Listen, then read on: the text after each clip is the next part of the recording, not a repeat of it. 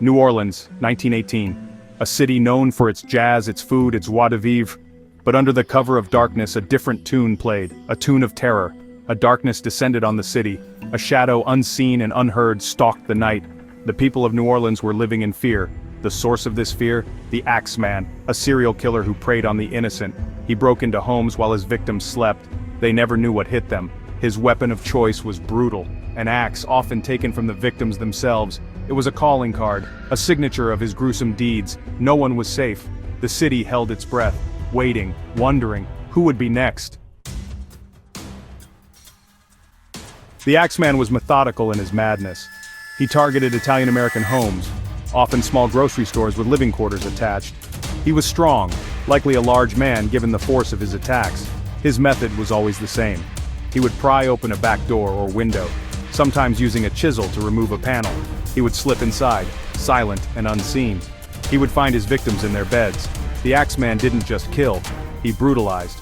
His axe would come down again and again, leaving behind scenes of unimaginable horror. He never stole anything, he never seemed to have a sexual motive, he just killed. It was as if he enjoyed the act itself. May 23, 1918. Joseph Maggio, a grocer, and his wife Catherine were asleep in their apartment. They woke to a noise. A shadowy figure stood over them. It was the Axeman. He brought the axe down on me, then on Catherine. The attack was swift and brutal. Miraculously, both survived. But their attacker vanished into the night. Weeks later, another attack. June 27, 1918, Pauline Bruno and her friend Mary were sleeping in their apartment above their grocery store. They awoke to the same nightmare. The Axeman was upon them. Pauline was hacked to death. Mary survived the attack, but could provide no description of the assailant. The city was in an uproar. Who was this monster? The Axeman's reign of terror continued for months. New Orleans was a city on edge. People were afraid to sleep in their own homes. They boarded up their windows. They armed themselves. The police were baffled. They had no leads, no suspects. The Axeman was like a phantom, here one minute, gone the next. The press had a field day. The Axeman became a legend, a boogeyman. People whispered his name in hushed tones. Parents used him to scare their children. The city that knew how to celebrate now only knew fear. The Axeman had cast a long shadow over New Orleans, and no one knew how to stop him. On March 13, 1919, a letter arrived at the New Orleans Times-Picayune. It was from the Axeman himself, or so he claimed. The letter was chilling. He admitted to the murders. He taunted the police. He claimed to be a demon, immune to capture. But I offer you a strange proposition. I will not kill again on the night of March 19th, but only in homes where jazz music is playing. I love jazz. The letter left the city in a state of shock and fear. The Axeman's letter sent shockwaves through New Orleans.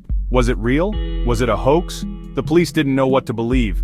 Theories about the Axeman's identity ran rampant. Some whispered of a scorned lover, others of a ritualistic killer.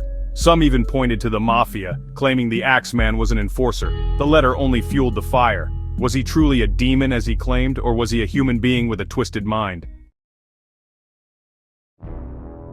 March 10, 1919.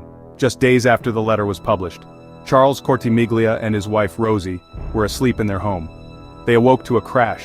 The Axeman was inside. I fought back. I grabbed my own axe, but he was too strong. Charles was killed. Rosie was struck down as well. But miraculously, Rosie survived. She had seen the Axeman's face. She described a man of average height and build, a dark complexion, but her description was vague. The Cortimiglia attack would be the Axeman's last. He vanished as quickly as he had arrived. Section 8. Was it the Mafia? The theory of Mafia involvement intrigued many. The Italian-American community was the Axeman's primary target. Was this a message? A warning? Some believed the Axeman was a Mafia hitman, eliminating rivals under the cover of a serial killer panic.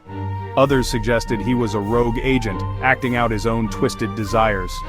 The Mafia theory was never proven, but it highlighted the fear and distrust that permeated New Orleans at the time. Section 9. A lone wolf? The most likely theory? The Axeman was a lone wolf, a deeply disturbed individual driven by a need for violence. His crimes were random, unconnected. His choice of weapon, his brutal methods, all pointed to a deep-seated rage. a need to inflict pain and suffering.